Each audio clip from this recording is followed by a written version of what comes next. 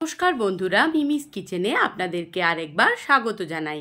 আজ আমি আপনাদেরকে লাউ আর বড়া তরকারি বানিয়ে দেখাবো। এখানে লাউ নিয়েছি, আদা বাটা, সর্ষে বাটা, নারকোল কোড়া আর নিয়েছি মটর ডাল বাটা।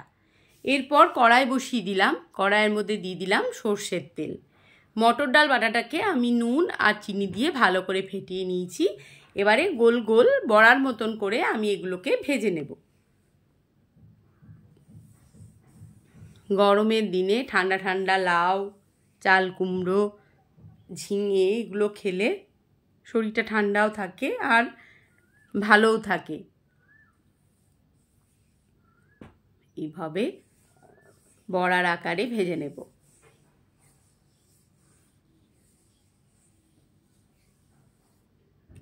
এগুলো সব পুরনো দিনেরই রান্না, নতুন কিছু নয়, মা ঠাকুমাদেরই তৈরি রান্না।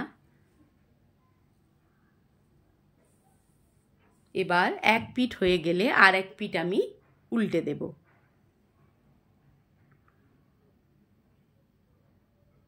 এইভাবে বড়াগুলোকে ভেজে আমি তুলে রেখে দেব।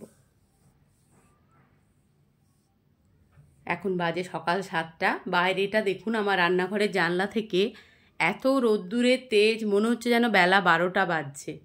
কি অবস্থা, মানে ভাবারও বাইরে, এত গরম বেড়ে যাচ্ছে দিন দিন। বড়াগুলো প্রায় ভাজা হয়ে গেছে। এবার আমি বড়াগুলোকে তুলে নেব।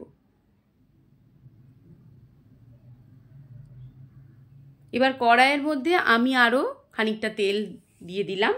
এরপর ফোড়নে আমি দেব কালো সর্ষে আর শুকনো লঙ্কা। কালো সর্ষে কিন্তু খানিকটা বাটাও লাগবে, অল্প পরিমাণে। ফোড়নটা সুন্দর গন্ধ বেরিয়ে গেলে আমি ওর মধ্যে কেটে রাখা লাউটা দিয়ে দেব।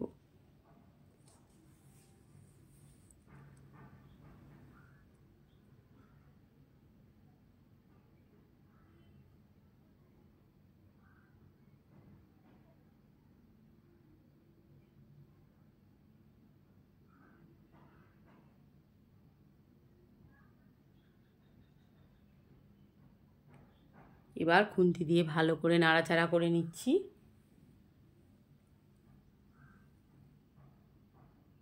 এরপর দিয়ে দিলাম অল্প পরিমাণে আদা বাটা।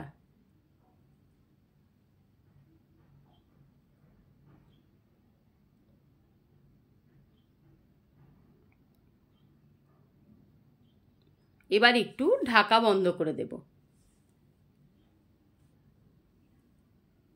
ঢাকনা খুলে খুন্তি দিয়ে আবার একটু নাড়াচাড়া করে নিচ্ছি।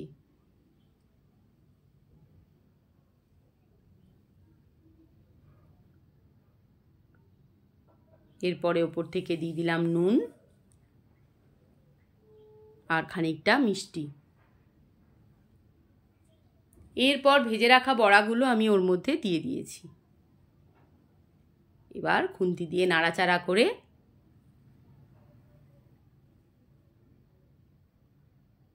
আবারও একটু ঢাকা বন্ধ করে দেব। জল আমি দিলাম না, কারণ লাউ থেকেই জল বেরিয়েছে, ওই জলেই সেদ্ধও হয়ে যাবে। এবার ঢাকনা খুলে মিনিট 2-3 পরই আমি দিয়ে দিলাম সর্ষে বাটা। ছোট বাটির 1 বাটি মতন সর্ষে বাটা আমি দিয়ে দিয়েছি। এবার আবারও খুন্তি দিয়ে ভালো করে নাড়াচাড়া করে নেব। যদি আপনাদের মনে হয় যে জল কম আছে, তখন একটু জল আপনারা চাইলে দিতে পারেন। আমার আর লাগবে না, তো আমি দিলাম না জল আর।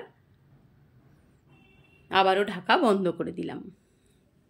খানিকক্ষণ বাদে ঢাকনা খুলে আবারও, এটা কিন্তু আমি একদম লো ফ্লেমে রান্নাটা করছি, এতে খেতেও ভালো লাগে আর রান্নাটা সুন্দরভাবে সেদ্ধ হয়ে যাবে।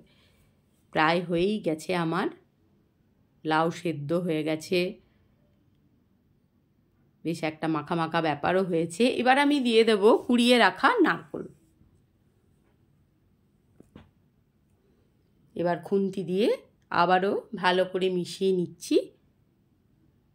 ব্যাস, তৈরি হয়ে গেছে আমার লাউ বড়ার তরকারি।